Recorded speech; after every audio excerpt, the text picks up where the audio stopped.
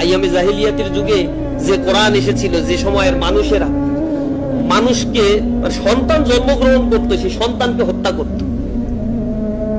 আল্লাহ রাব্বুল আলামিন সূরা তাকবীরের মধ্যে সেখানে রেকর্ড করে রাখছেন, বিআই জামবিন কুতিলাত, কি কারণে তাদেরকে তোমরা হত্যা করেছো। সেদিন আল্লাহ সেদিন জিজ্ঞাসা করবে তাদেরকে, তোমাদের অন্তরে কি একটু দয়া নাই?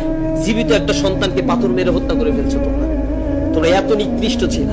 আল্লাহ রাব্বুল আলামিন সেখান থেকে তাদেরকে উদ্ধার করে দিয়েছে, এই কোরআনের গুণে গুণান্বিত করেছে। সে জাহিলি সমাজ ব্যবস্থায় নোংরামি যেখানে নিত্য নৈমিত্তিক একটা ব্যাপার ছিল, সেই জায়গা থেকে সোসাইটিকে ইউটার্ন নিয়ে পরিবর্তন করে দিয়েছে এই কোরআন।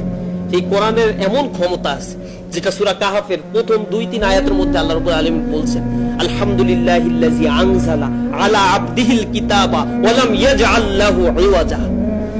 এমন একটা কিতাব তার বান্দার উপরে আল্লাহ রাব্বুল আলামিন নাজিল করেছেন, যাতে কোনো বক্রতা তিনি রাখেন নাই।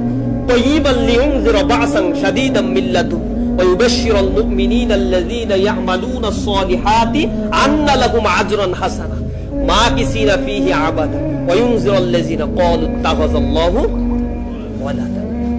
কত চমৎকার আল্লাহ বলছেন যে কাইয়িমান লিউনজিরা বা'সান শাদীদা। এটা এত সুদৃঢ় একটা কিতাব যে আল্লাহর রাস্তায় চলতে চায়, হেদায়েতের পথে চলতে চায়, তাদেরকে এই গ্রন্থ হেদায়েতের রাস্তায় দেখায়।